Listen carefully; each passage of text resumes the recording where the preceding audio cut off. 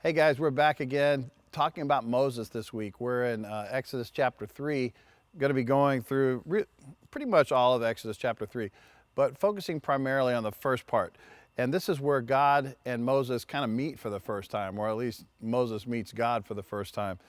And when we found Moses last, he was a shepherd. And, so here we are now 40 years later. He's up with his new wife. They're tending sheep. He's out there in the pastures. I would hardly call it pastures where they were, probably just out in the wilderness, wandering around, taking care of the sheep. But for 40 years, he did this. And I would imagine being a shepherd in the wilderness by yourself with all these sheep would just be mind-numbing. But we see that God was teaching Moses throughout these 40 years. He was teaching him how to be a shepherd, how to take care of a flock. And that's what we see Moses is going to do once he goes back and is able to help deliver the Israelites out of slavery from Egypt. So what do we know about sheep? Let's look at that first of all. They're very timid animals. They're defenseless. They're fearful. They're very dependent on their shepherd.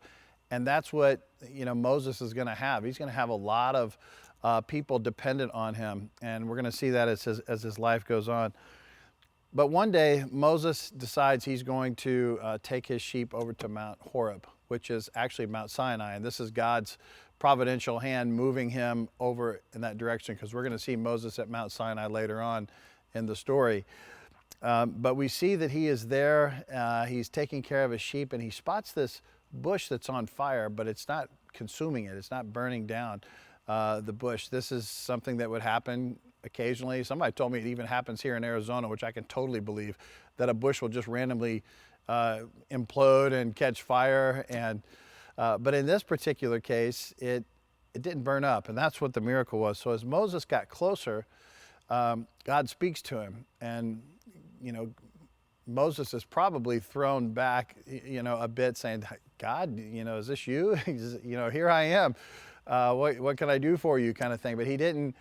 This was his first encounter with God, really. He had learned about God probably through his father-in-law, Jethro. But we see him out here now having a conversation with God. And as he approaches the burning bush to get a better look, God tells him, "Hey, take off your sandals. You're on holy ground." And he does it in kind of a nice way, sort of a matter-of-fact way, and to really show Moses that who he was speaking to was the God of the universe. And then we see that Moses in this passage, the first 10 verses, can't really even look at him. He looks away, as God is speaking to him. So it's at this point that God reminds Moses who he is. Moses, you're a Hebrew man. You come from this long lineage that goes all the way back to Abraham, Isaac, Jacob. And now, I've given them these promises that they're going to be living in a very fruitful land, a land flowing with milk and honey, as it says in 3 verse 8. He's got this promise for them. And now the time has come. It's not this is coming in the future. It's that this is now. This is pending. So God has seen the torment of the slavery on these Israelites, and he's heard their cries for help. And he's ready to help them. The time now has come, and like I said before in verse 3, he's going to lead them to this wonderful land in Canaan. But God uses Moses as part of his plan. God uses us as part of his plan. God can use anybody anyway, however he wants to. And he's chosen to use Moses for a number of reasons. But God involves human obedience in his plans. See, God just needs people that are willing. You don't have to be the most talented or the most gifted or whatever, but he needs people that are willing to go out there and do his work and help accomplish his purposes here on earth. But now you have Moses, who's getting these instructions from God, and he's been nothing but a shepherd for 40 years. And I'm guessing that this means that he's probably a pretty insecure. I would imagine his self-confidence is low.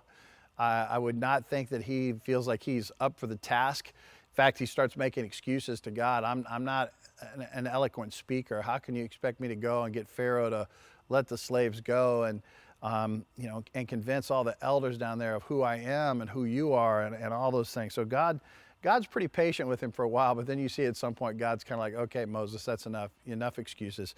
But he does agree to bring Aaron on board. Now this is Aaron, and I never really pictured this when I was younger reading the Bible, but he hasn't even met Aaron yet, honestly. He went straight from being a baby to the Egyptian palace to to exile in the desert where he's been tending sheep. So now he's going to meet his brother for the first time, and we'll get to that in just a minute. But God gives Moses this kind of role as a prophet, and it's his job to proclaim the word of God to these elders. And the elders are the people that are the heads of the 12 tribes. So the 12 tribes of Israel. So Moses' duty is going to be, when he gets down there, is to go and meet with them, explain to them what the plan is, and hope that they get on board. God's going to be a big part of this, obviously. So Moses, when he gets down there, or as he's getting ready to go, he's asking God, okay, so when I get there, all right, and suppose they don't listen to me, suppose they don't believe me, what kind of signs and miracles can I do that's going to, sway their opinion of me and of you or whatever? So God gives him three things. The first one is he's going to have this staff. You can put it down on the ground and it turns into a snake. All right, it's crazy. So at some point, Moses reaches down, picks it up, and sure enough, the snake turns into a staff again.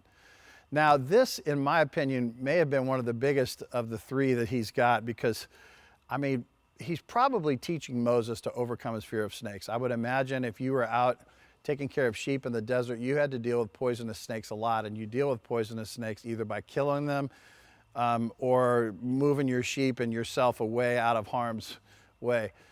So he would have had to have overcome fear to do this and really trust in God. Start with baby steps and trust in God. The second one, he tells Moses to put his hand inside of his coat, and then when he takes it out, his whole arm is full of leprosy. Well, then he puts it back in again and takes it out, and now it's all healed. That was the second one, which was a big one, because leprosy, as you know, is a deadly disease back in those days, and it was pretty common, and you became an instant outcast if you had leprosy. You weren't allowed around anybody else. The third one was turning water into blood. So Moses is up to this task. So we're going to see in a minute, he gets down to the elders and sort of performs these signs as he's explaining to them what's going to happen when they get to Pharaoh. A lot of times we also make excuses. It's easy to look at Moses and go, man, that guy was so weak. Why didn't he just do it? He had God talking to him. But we also are nudged to go do things that we're not comfortable with.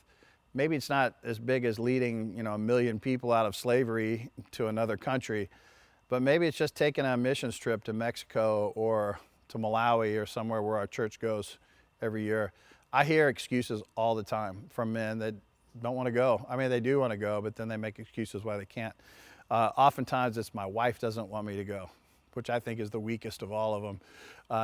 She doesn't feel it's safe down there, and I agree with her. I was looking on the website at the government. They say there's a yellow warning right now, and there's been some kidnappings going on in southern Mexico, and I don't really want to be part of that.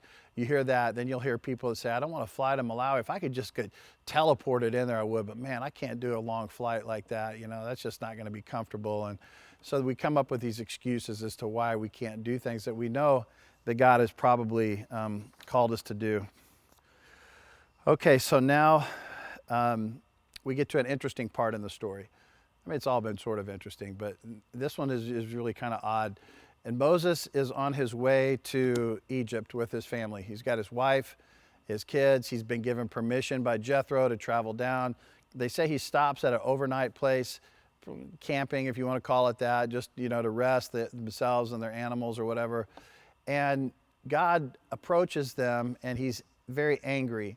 And he's very angry with Moses because he didn't obey him in the task of having his oldest son circumcised. Well, he is angry to the point that he does not want to. Let's just how can I put this? He wants to kill Moses. It was in chapter 4, verse 24 says, God was about to kill Moses, which when I read that for the first time years ago, I was like, oh my gosh, this just ramped up quickly. Why is God so angry about this. And we know that it's important, and we know that it's a way for the Israelites to separate themselves from the Egyptians. We know that it's a way for them to show their obedience to God. It's not a pleasant thing to have to do, but they had to show that they were separated and they were God's children, and this was one of the ways that God wanted them to do it. Well, Moses, I guess, didn't feel like it was important enough. Anyway, his wife steps in. Zipporah steps in. She takes a flint knife and she does a quick circumcision on her son and throws the part that was cut off, the foreskin, onto Moses' foot, and which is really kind of unpleasant to think about. But she saved Moses' life, and God, it says, he relented because this was done. Well, I don't know the exact story of what happened next, other than Zipporah and the kids go back home to Jethro, and Moses carries on where he eventually meets up with his brother Aaron in the desert. So Moses and Aaron get down to Egypt, probably into Goshen, which is where the original settlement was, and they have their meeting with the elders, the heads of the tribes of Israel, and everything goes well, and they are on their way to Pharaoh. And when they get to Pharaoh, he says, hey, look, you guys are slowing down my work. I'm not releasing your people. And their original request was just to go out into the desert wilderness for 3 days to have a kind of a religious festival and pray for 3 days and worship God for 3 days and come back. He didn't even want them to do that. And then when God heard that, he said, okay, and of course we knew his plan all along, but he said, okay, if that's the case, now I'm pulling them out for good. And we see that Pharaoh says, hey, look, you guys are slowing down work here. We've got things to do. You're bothering the production of bricks that we have that we're making. And because of that, I'm going to punish you by taking out the straw. And the straw, as I found out, is what holds the bricks together, holds the material together. So now they have to make this sort of inferior product, which I thought was weird that Pharaoh would do that. Now he's sort of shooting himself in the foot here by making inferior bricks, but nevertheless, they have to keep producing and making as many bricks as they did before. Well, now these people are getting beaten more. They're making bricks. They're making their jobs harder. And now they've turned on Moses and Aaron, and who were supposed to be their deliverers, have now made things way worse for them. And now we see Moses is in a spot. He's back in Egypt where he was years before, and he sort of did things on his own before. He just took matters into his own hands, like when he killed the other slave master and that sort of thing. But now we see that Moses is in a tough spot. But Moses has also changed a lot, and now Moses is completely dependent on God, whereas before he didn't really even know God. So now he's dependent on him. He knows that Moses is going to, he knows that God's going to come through for him. In chapter 5, verse 22 through 23, we're going to put it on the screen here. It says, Lord, why have you caused trouble for this people? And why did you ever send me? Ever since I went to Pharaoh to speak to your name, he has caused trouble for this people, and you haven't rescued your people at all. So he's going, God, you kind of made a promise here, and you're not really doing your part. We see that these people have lost complete confidence in Moses and Aaron, but now Moses and Aaron have kind of lost confidence in God. Like, I thought you could do this for us. But what they don't understand, and what we don't understand today, and this is sort of the lesson here that sort of brings everything together, is that they wanted things to happen smoothly and easily and right when it was supposed to happen in their minds. They didn't understand that God is on his own timeline. I mean, they should have understood by now. It's been 400 years since they were put into slavery.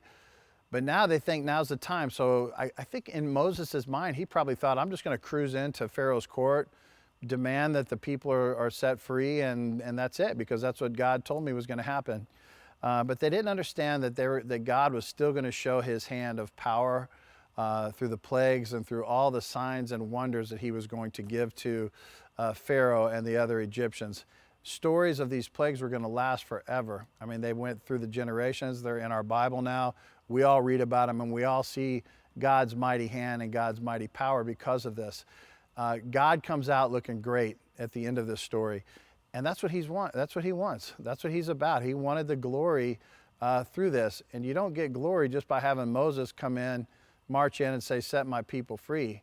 Okay, God needed to show his hand through all of these other miracles.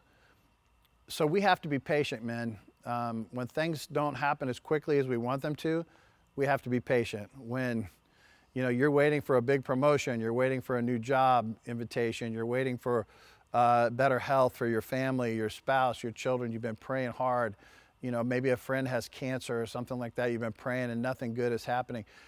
I just want to encourage you to stick with it. And that's one of the lessons that we learned from Moses, is that things don't happen quickly, but that we do understand that God has the big picture in mind and that he's always going to be faithful to us.